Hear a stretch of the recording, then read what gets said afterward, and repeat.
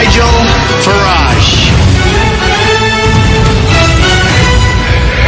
Thank you, Donald, and good evening, everybody. Well, the Metropolitan Police today making an announcement that they know of two men who arrived at Gatwick Airport from Moscow on the 2nd of March and stayed at the City Stay Hotel in Bow Road, East London. They then have their movements tracked to Salisbury, where Sergei Skripal's front door was contaminated with Novichok using a modified perfume bottle. Now, they've named the two men as Alexander Petrov and Ruslan Boshirov, but they say these names are aliases. In response to this, Theresa May, in Prime Minister's Questions, had this to say today. The government has concluded that the two individuals named by the police and CPS are officers from the Russian Military Intelligence Service, also known as the GRU. The actions of the GRU are a threat to all our allies and to all our citizens. And on the basis of what we have learnt in the Salisbury investigation and what we know about this organisation more broadly, we must now step up our collective efforts specifically against the GRU. And of course, remember, it wasn't just the Skripals, of course, who were poisoned, because remember that Dawn Sturgis and her partner Charlie Rowley found this perfume bottle, and of course, subsequently, Miss Sturgis died. Well, in response to what the police say is absolutely conclusive proof that they know who these individuals are, this is what the leader of the opposition, Jeremy Corbyn, had to say. Our response as a country must be guided by the rule of law, support for international agreements and respect for human rights, even and perhaps especially when other countries don't respect those agreements. He didn't sound that convinced, did he? And Boris Johnson was withering in his response to Jeremy Corbyn. I think the whole House will have noted what I'm afraid was the somewhat weaselly language of the leader of the opposition in failing to condemn what is now, I think, incontrovertible in the eyes of all right-thinking people, the involvement of the Russian state at the highest level in the Salisbury poisonings. And will my right honourable friend confirm that we will be asking that these two individuals are produced for justice by Russia, and will she be joining and stepping up our diplomatic activity, our countermeasures, our targeted sanctions, so that the whole community, international community, can show their repugnance at what Russia has done in a way that I'm afraid the right honourable gentleman, the leader of the opposition, has signally failed to do today. So what, given this new information, should the government do next? And if you think we need more sanctions and more pressure on Russia, then call me on 0345 6060 973.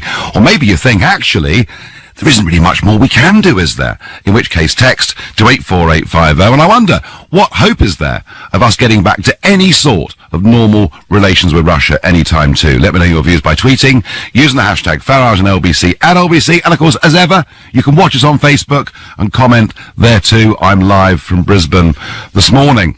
Well, the government have made some announcements in terms of what they do intend to do.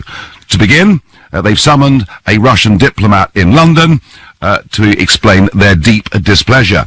Secondly, they have issued a European arrest warrant. Now, it's believed these men flew back to Moscow, but the European arrest warrant is so that if they turn up in any European country, although I'm not terribly sure what use that will be if we believe the names we were given are aliases anyway. Perhaps more significantly, we've requested an urgent meeting of the UN Security Council, and British Ambassador Karen Pierce hopes this meeting will take place in New York tomorrow. And of course, there's the political response, which you heard from Boris. So there's a series of measures that the government have taken today. I have to say, I'm not actually sure what more they can do. After all, we've already been expelling diplomats, and even Donald Trump expelled 60 Russian diplomats. You know, what more can we do? You tell me. I'm not sure there is much more that we can do. Let's see what you think. David is calling from Sheffield, and he's a new caller to this show. Good evening, David. Good evening, Nigel. Lovely to speak to you. Good to speak to you. Just touching what you said, very little we can do. One thing I think they ought to do is really just release all this publicity they have. If they've got photographic evidence, they've got video footage, show it on the TV. Let's have a look and expose it to the Russians and just say, what's your argument against this? The problem is, my opinion is, within the within the Russian government, it's almost like a mafia-based thing. Maybe he hasn't got control of the whole Russian hierarchy. A lot of it may be just mafia-led and money-led. You just never know. Well, that's. I mean, David, I remember going back to March. Many callers, ringing into LBC and saying, "Look, maybe this wasn't on the orders of Putin. This guy Skripal would have been seen as a traitor by those working for the Russian authorities. Maybe this was a sort of private hit job. It's possible." Although unlikely. Let me just tell you, David, what the official response from the Kremlin is. An aide there has said that it's hard to understand what Britain is trying to signal to Russia by naming these suspects. Yuri Ushanov, I'm not very good at Russian pronunciation, told reporters, "We have heard or seen two names. These names mean nothing to me personally, especially since Scotland Yard said that they were aliases. I don't understand why this was done and what sort of signal the Brits are sending. It's difficult to understand." So there's certainly no admission of culpability coming from Russia. Well, there isn't, no, but as you said, they may have just been hitman, hired and so-called. Now, the worrying thing is about it, if I heard the news right today, that when they got rid of this Novichok in a perfume bottle, they put it in a charity bin to dispose of it. Now, if that's the case, I mean, I suppose it is. It's an awful thing that's happened to that young lady. But if somebody would have found that and sprayed it in a public place, we could have been looking at hundreds of people being killed. Oh, absolutely. I mean, look, David, I do get your basic point that you want to see more information. You want to see some footage, some evidence. They do say they found traces of Novichok in that hotel room in East London. I think when the Metropolitan Police tell us they've got this evidence, they've got this trail of people coming into Gatwick, going back to Moscow, I think actually that puts beyond doubt that two Russian operatives did this. Who they were directly working for may be a separate question. David, I thank you for your call. Let's go to Linda in Hull. Linda, good evening. Hi, Nigel. Hello. The problem that bothers me is that the superintendent of policemen said the names that these two Russians used were aliases. And we don't know the names. And there's a phone number where we can ring up if anybody knows them. Yes. And then in the next breath, Theresa May says, "We know who they are. They belong to Russian military intelligence, and we're going to go for them there." But how can they go for them and know who they are if they don't know who they are? If you know what I mean? No, I do get your point, Linda. We don't know exactly who they are. We believe they're aliases. Okay, scepticism from Hull there, from Linda. John from Thornbury, who's a regular caller to our show. John, what do you make of it all? Yes, well, I think we're going to be whistling in the wind on this one as regards getting them before a court of law. Yes. President Rasputin is not going to cooperate on that. I think that's fairly obvious. I think the only response is that in concert with our allies, we've got to up the sanctions. To what point, John? I mean, where do we take the sanctions to next, in your view? Well, I've no specific proposals to put forward, but we've got to show some sort of response, because what has happened is an absolute outrage, and with this new evidence, I think even the Corbynistas are going to be struggling to suggest that it wasn't anything else but Russian involvement. I mean, Corbyn at the time, kept saying, give us the evidence, give us the evidence. Even today, when the Metropolitan Police told us they've got the evidence, though I take the point, maybe we should see a bit more of it. Corbyn again today sounding very sceptical on this. Does that politically, do you think, put him in a difficult spot? Oh, yes, I think it's another nail in the coffin with the Rotherham scandal and his response to that, with the anti-Semitism row. And all the little things like not singing the national anthem, etc. I know. I was there. John, I was there. It was the 75th anniversary of Battle of Britain Day. I was sitting in the row behind him, and he didn't sing the national anthem. I thought, that's not good with patriotic Labour voters. John, I thank you, and John wants more sanctions. What more can the government do? Tony says, hi, Nigel, if the names are fake, how do we know they are GRU? Well, it's a fair point, but when the Metropolitan Police tell us that they've got evidence of these guys coming into Gatwick Airport, going to a hotel in London, staying there, traces of Novichok being found in the room, knowing that it was the fake perfume bottle that contaminated the Skripal's front door and then led on ultimately, sadly, to the death of Dawn Sturgis. You know, I do believe all of that. That is not confected in any way at all. The GRU would not fly direct from Moscow on Russian passports. That would be idiocy. Okay, a lot of you asking more questions. Who actually were these guys? Ian in Morecambe is my next caller. Ian, what more can the UK government do? I'm not so sure whether they can, but it was an interesting... Well, I'll answer that secondarily if I can, and quickly for you. My thoughts are that the guy who rang previously, who's thinking that it might have been a mafia-led organisation thing, I can't actually see that, because I can't think of anybody who would do an international crime without Putin knowing about it. Taking that aside, I do believe he does give the nod and the wink, probably pushes it out sideways and downwards, so that he keeps himself clear, so he can virtually vindicate himself and almost sleep straight in his bed at night, ha-ha. But that's probably how it is, and I reckon he does give the nod to these things. And as regards us, I think it's ridiculous. We're just a paper tiger. Where's Litvinenko's people? Are they in jail yet? No, and of course there have been other high-profile Russian billionaires that have died in very, very strange circumstances. One thinks of Boris Berezovsky. Ian, what does the government do, though? I mean, they're saying today they are convinced that it is the GRU, although it is a slight weak point given that these names are aliases. But what more can she do, Ian? Can she actually get those people to trial? And can she actually get a result from it? And will that actually happen? And what kind of international disturbance will it create and the tensions between us already? You can't really imagine us going too hard. You know, the chances of us getting these guys extradited to the UK for trial are just about zip. Equally, the chances of their European arrest warrant yielding any fruit, I would think, are hovering at around about zero. Yeah, difficult to know what more the government can do. They have got this UN Security Council meeting taking place in New York tomorrow. But yeah, it's actually quite difficult for the government to know what to do now. Thanks very much, Ian. You're listening to The Nigel Farage Show, exclusively on LBC. It is now 6:15.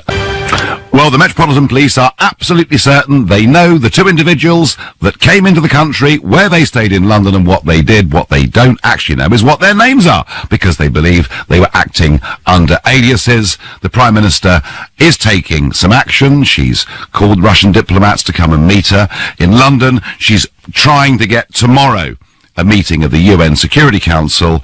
Beyond that, it's quite tough to know exactly what she can do. I'm asking for your ideas. But before I get back to that, the Brexit debate is never too far away, and today's intervention comes from the former Bank of England Governor, Lord Mervyn King. This is what he had to say earlier on this morning.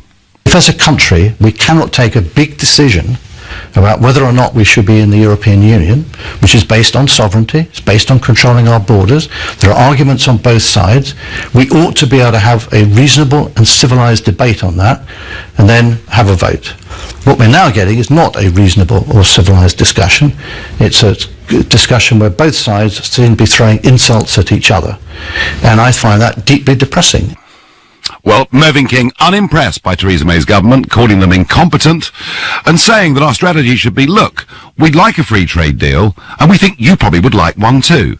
But if we can't agree, don't be under any misapprehension. We have put in place the measures that would enable us to leave without one. I agree with that 100%. And you know something? His predecessor, I think, would have taken exactly the same view. Eddie, also a great believer that joining the euro at that time would have been a mistake. But what of our current Governor of the Bank of England, Mark Carney? Well, he, of course, today has been saying that a no-deal Brexit would lead to a slump in the pound on the international exchanges. He never, ever stops, this man, with a constant diet of negativity, a Remainer to his fingertips. He is due to end his term of office next year, and yet Theresa May seems to think he ought to stay on until 2020. Why on earth would the Prime Minister want to keep on a Governor of the Bank of England who is so negative about Brexit? And any thoughts on that, please text me on 84850. So, What is the government to do? What are our next steps with Russia? Your texts and tweets. This weapon in Salisbury stands alongside a dirty bomb. The Novichok nerve agent is designed to kill thousands. That arrogant little man Putin needs to be brought to book. He's the one that dishes out the orders, says Frank in Egremont. At what point do we issue an international arrest warrant for President Putin and expect our international allies to turn him in if he makes a foreign visit, says Stuart in Romford? Well, fingers they're pointing towards Putin. Rajdev is calling from Twickenham and a new caller to this show. Good evening. Good evening, Nigel. I think that this is all a bit of a waste of time. It makes, obviously, sexy news stories, but in reality, this is international espionage. We can't expect our resource police to actually get justice for those victims in this country. The only thing that we can do is to be much further on Russia. They're obviously making a statement. They're making a statement to everybody, every disaffected in the world, to say we can get to you.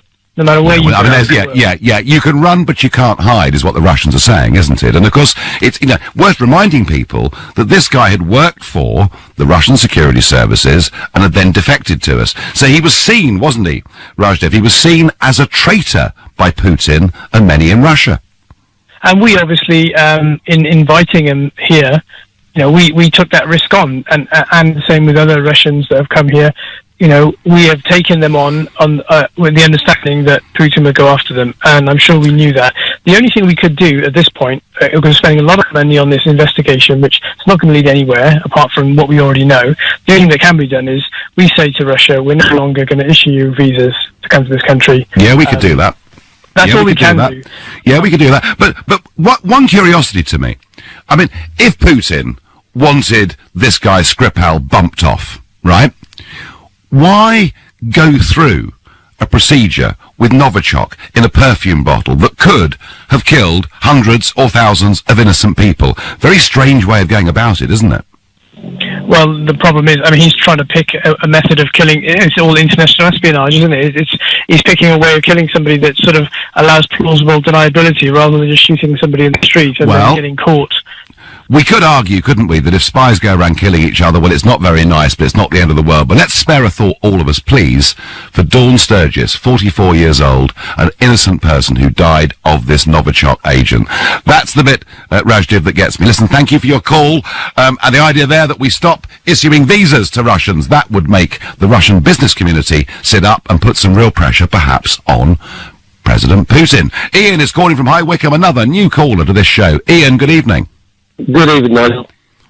So what do you think what can Mrs. May do, Ian? Come on. Right, okay, this will give you the two Russians' heads on a plate by Friday, this Friday. I am waiting. So you've got the solution, Ian, yeah? Yeah, freeze all the assets, bank accounts and properties of all the Russian oligarchs living in this country who basically prop up the Russian regime. That would basically, instantaneously, they will give you those two guys' heads on a plate by Friday. Would that mean that Chelsea Football Club might not be able to play this weekend? Yeah, why not? Why not indeed? Why not? Why not? Yeah, there's absolutely, I say there's no reason why not. I think you've got to remember that you're going to hit this guy in the pocket. You're not going to hit him anywhere else. You've got to hit him in the pocket. And the best way to actually get tough on these murders on our soil is to get tough by basically shutting down or taking all the Russian money and from the Russian oligarchs that live in these huge, great mansions in London, and just basically seize everything. That's what I would do if I was Wouldn't you, Ian, wouldn't you, by doing that, wouldn't you punish a lot of innocent people, a lot of innocent Russians going about their business? Wouldn't you enrage millions of Chelsea supporters? Isn't this a bit over the top? I think there's one chap whose girlfriend is a very innocent bystander, and that's a poor lady that was killed during that attack. Yeah, exactly. Yeah. Now, now I think this is the time, if you're going to do anything, I mean, for a country to bring down a Malaysian airline and us to stand back and watch, to me, it's beyond belief. Ian, you have offered the most radical solution that any caller tonight will offer.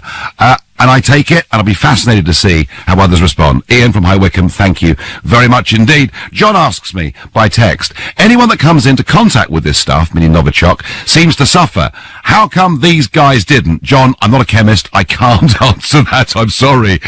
If we don't know their real name, how can we know they are even Russian, says Rob. Well, Rob, if we believe the Metropolitan Police, and I suggest we do, we know the aeroplane they came in on, we know the hotel they stayed at, we know they went to Salisbury. I agree there are still some questions, but I think it's pretty much beyond doubt these guys did it. I don't doubt Russia was involved in the poisoning, but do you not think we'd get a better response if we asked Russia for their input instead of instantly pointing the finger?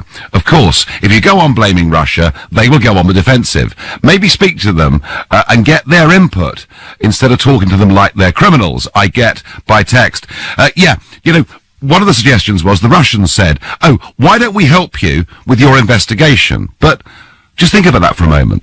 Wouldn't that give the Russian security services full access to our own intelligence agencies and how we operate? It's not something, I'm sorry, we could ever contemplate doing. Let's go to Kensington and speak to Joshua. Good evening, Joshua. Good evening. How are you? Oh, I'm very well. I've just sort of almost gobsmacked by Ian in High Wycombe, saying a total freeze on all bank accounts and all Russian assets, including Chelsea Football Club. And I can't see that ever being on the agenda. What do you think the government should do, Joshua? You know what? I haven't been listening to all of your show. Well, right. I was going to suggest something very similar to what that gentleman said. I haven't heard anything of what he said. But you know what? Right. It sounds very close to what I'm going to say next. Now, yeah, go on. I think the thing is, we know that Alexander Litvinenko, who was poisoned with a uranium or a radioactive substance. Oh, polonium it was called, wasn't it? Yeah, polonium. Sorry, yeah. They managed to trace it all the way to the Arsenal football game, where one of the assassins was sitting down to watch the Russian team play Arsenal. They then traced it back to the airport, and they've done everything. Yeah.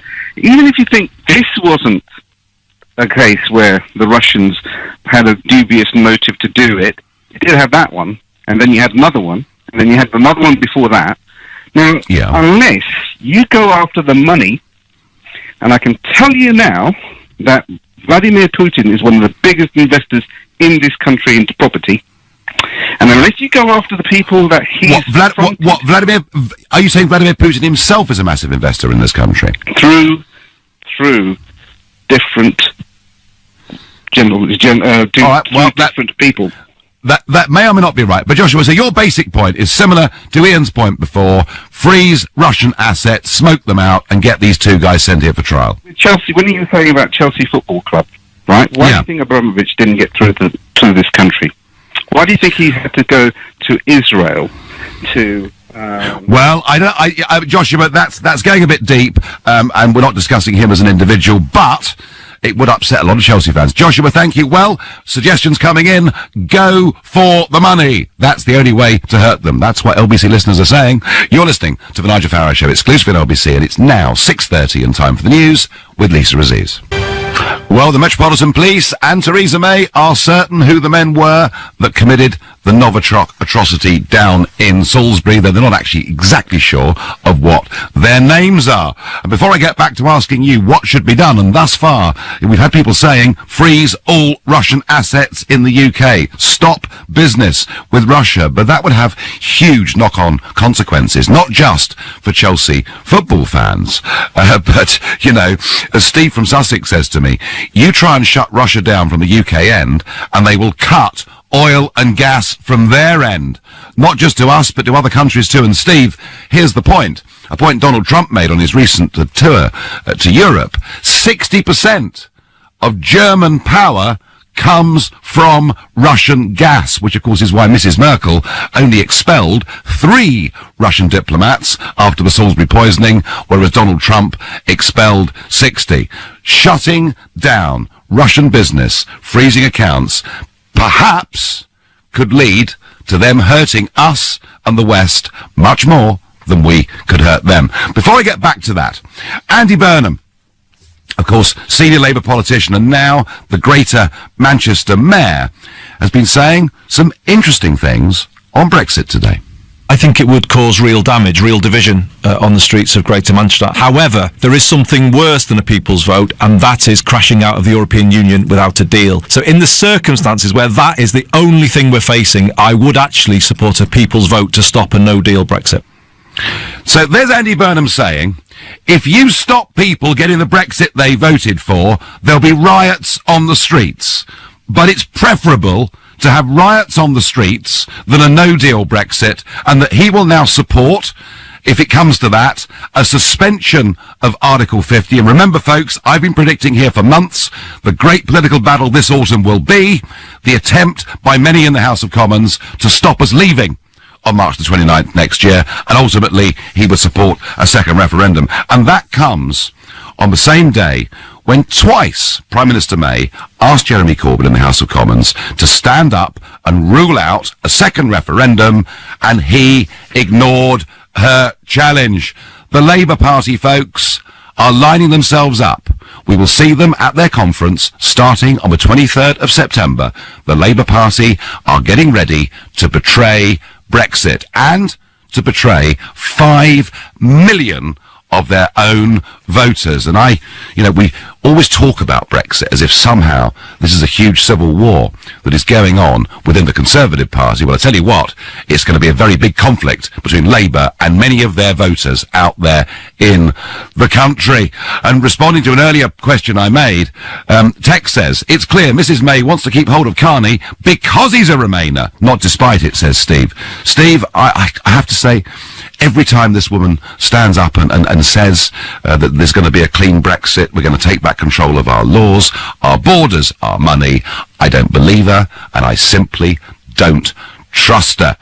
What should Mrs May do about the Novichok poisoning case? What can she do? Freezing the money has been suggested, but I am responding back by saying that could have pretty devastating consequences, particularly for the German economy. Stuart is calling from Colchester and is a new caller to this show. Welcome, Stuart.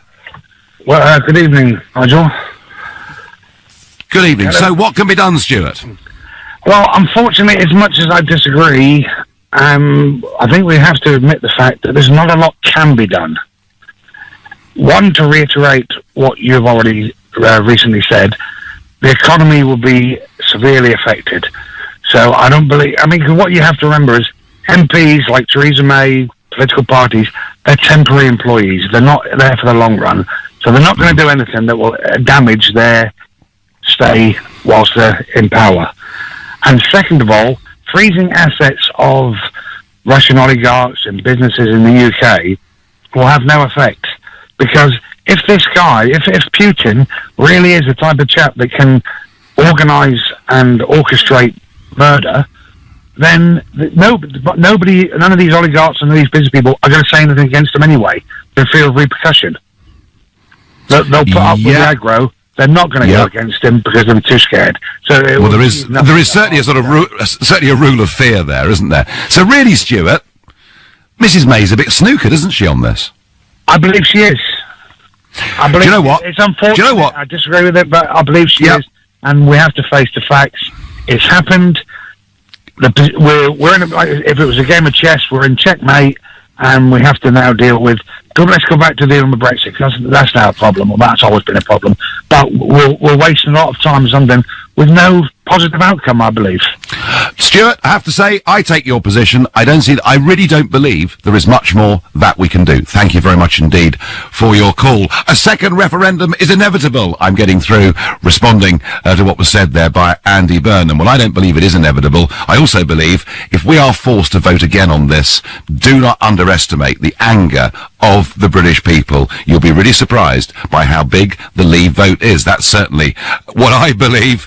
If they want another vote, there should only be two options: accept the deal or no deal, says Babs in Cheshire. Well, I think those who want to have a second referendum would actually like to have the option that we stay fully part of the Union. More of that over the next few weeks. We're trying to deal with Russia right now. May is wasting her time. Russia doesn't care. Nothing can be done. On Twitter, if you put sanctions on the bank accounts of the wealthiest Russians in the UK, all they will do is take their money somewhere else, stop buying UK goods, and put lots of people out of work, cutting off our nose to spite our face. Stuart, I think a lot of people probably would agree with that. Michael is calling from Romford. Hi, Michael. Good evening. Good evening, Nigel. It's a pleasure to speak to you. I'll be waiting a long time for this. Well, I'm delighted that you are on the line. Michael, what do you think? I mean, you know, we've called for a UN Security Council meeting. We've seen the political response of Boris, against Jeremy Corbyn in the House of Commons. We've summoned diplomats to come and see us and get a dressing down. But what more can we do? Well, in response to the EU, I think I'm 100% behind you. Yeah. But in response to this problem with Russia, I think we should send them a very strong message. Yeah, that they've named 2 operatives of the GRU who are 2 Russian soldiers who are operating in our country, and they obviously know their real names. So I think that they might... do that. Well, Michael, do they? You know, the Metropolitan Police announced their names: Alexander Petrov, Rusyan Borisov, and then, so they name them and then say, but these are aliases. So do we really know who they are? Yeah, that's why they said they've got aliases. They know who they are. Okay, all right. They wouldn't name them as GRU unless they know who they are, unless they know who they work for. All right. Well, let's assume you're right, Michael. Let's assume you're right about that. What do we do? What can she do next? She needs to reach out and snatch the life out of them. And how would she do that? Well, she sanctions MI6 to go and do it. All right, fine. A hit job is what Michael in Romford suggests. I can't approve of that, folks. If we believe that Putin has authorised people to be killed on British streets and in British cities, the last thing we should do is lower ourselves to that level and do the same in return. I think that would be truly awful. Edwina on Facebook says, what clever government made the decision to sell our gas and oil supply lines to Russia? Madness. Well, the whole of the German economy, Edwina, the whole of it is dependent on Russian gas. And of course, a former German Chancellor, Gerhard Schroeder, has been a director of Gazprom. You couldn't make some of this stuff up, could you? I'm going to go to James in Clapham. James, good evening to you. Good evening, Nigel. So, what should be done? What can be done? What can be done, Nigel? I disagree with what you're saying, is we can't put sanctions in. Sanctions are there to impose, financial hardship, not just for the recipient that gets the sanctions, but the actual person putting the sanctions on. Now, we need to... Okay, but what ones would work, James? We need to freeze their assets, all their assets, and start putting in a trade embargo with technology that Russia cannot go and invest in their gas and their oil, because they have technology that basically is from the 90s. We need to stop off and starve off their technology. That's the only way the Russians will learn. Okay, and so you're perfectly prepared, James, for lots of innocent Russian people to have their assets frozen in order to put this pressure on the Russian government? Well, we did exactly the same to the Iraqis, and the Americans are doing it to the Iranians. If it works, it works. Okay. And how long do you think it would take for this to work? Well, the last trade embargoes that we did against the Russians, which of course you quite correctly said the Germans would not participate in, because they don't want to basically have their wealth affected. It would take about 16 months for it to start hitting them. But what do we do? Do we let him do nothing? Do we let him walk away? I don't agree with killing him, because we can't do that. Well, no, nor do I. But what we can do is make sure these wealthy oligarchs cannot have their money by freezing their asset. The business All right, they've fine. got in London. No, James, I take the point, but I have to say, as soon as he threatened Germany, as soon as he said we're cutting off the oil supply, the gas supply rather, to Germany, I think Mrs. Merkel would change British government policy pretty damn quickly by saying, hey, ease up, guys, or we'll guarantee you no trade deal with Brexit. And after all, she really calls the shots. You're listening to the Nigel Farage Show, exclusive on LBC. It's now 6:45. Well, sterling jumped a bit today on the international exchanges following reports that Britain and Germany are preparing to drop some key Brexit demands to make a deal easier. Now, what we do know is that German companies export a lot of goods to this country, and they are beginning to exert some pressure on Mrs. Merkel and indeed on the European Commission. So there is talk now, maybe a free trade deal can be done. I'll tell you what's funny. I did a debate with Neil Kinnock in 2001. He said, Nigel, if Britain leaves the European Union, all she would have is a free trade deal. Giscard d'Estaing a few years later said, if Britain leaves this magnificent union, all she will have is a free trade deal. March earlier this year, Donald Tusk, the president of the European Council, said, if Britain wants a free trade deal, we can do one. Why is it, after all these years of saying, if we want a trade deal, we can have one, and we can leave political union, which they see as being a terrible loss to us, but Brexit voters see as being a terrible gain, how is it, on the face of all of this, that Mrs. May has failed to do a simple trade deal? I think it's because she actually wants us to stay closer to the European political project than just having tariff-free access on goods. That is my theory. Back to what she can do about the Russians. Well, why should professional Russian assassins use Russian aliases, asks Ray. Ray, I don't know the answer to that, and that is all a little bit confusing. I don't trust PM May, our government, or our security services, but I trust President Putin, Russia, and their security services even less, says Max from East 18. Thanks, Max. Not sure it takes us anywhere, but thank you for it anyway. Nigel, if Putin thinks it's doing nothing with him, why don't we get him to help us find these men and bring them to justice? Look, the idea that you can actually trust this Russian regime to ever tell the truth or to help us, frankly, is for the birds. And the idea, as I said earlier, of getting them involved in the investigation, all it would do is reveal too many of our secrets. Can't be done. What does Steve in Great Dunmow think? Steve, good evening. Hi, Nigel. I think what we should do really with Russia is actually befriend them, change our attitude completely towards them, stop interfering in their business, i.e. you take Crimea. In 1850 we had a war with Russia over Crimea. We lost 30,000 soldiers. It was Russia then, it's Russia now. France lost 100,000 soldiers there. We interfere with them, they interfere with us. I've got a solution. Why can't they join the EU? Don't depress me, Steve. Don't depress me. No, but seriously, No, but seriously, why can't they join the common market? Wouldn't that be a better thing for everybody? I'm anti-common market, as you know. I want to be out, but honestly, why hasn't Russia ever been allowed to join the common market? I'll tell you what I will agree with you, Steve. I'll tell you what I will agree with you. Absolutely agree with you. It was, and Cameron was absolutely behind this, it was the European Union's determination to get the Ukraine to join, and the suggestion they could join NATO as well, that was seen by Putin and seen by Russia as a direct threat right up to their borders. It was politically an incredibly stupid thing to do, and I think if you poke the Russian bear with a stick, don't be surprised when you get a reaction, because, the elected government of the Ukraine was brought down in a coup by people waving European Union flags. So strategically, we've made some big mistakes. But, Steve, we are where we are. The thought of love-bombing Putin right now is not a very likely thing to happen, is it? No, it's not. But the fact of the matter is, Russia does not want war. They want peace. They want trade, just like everybody else.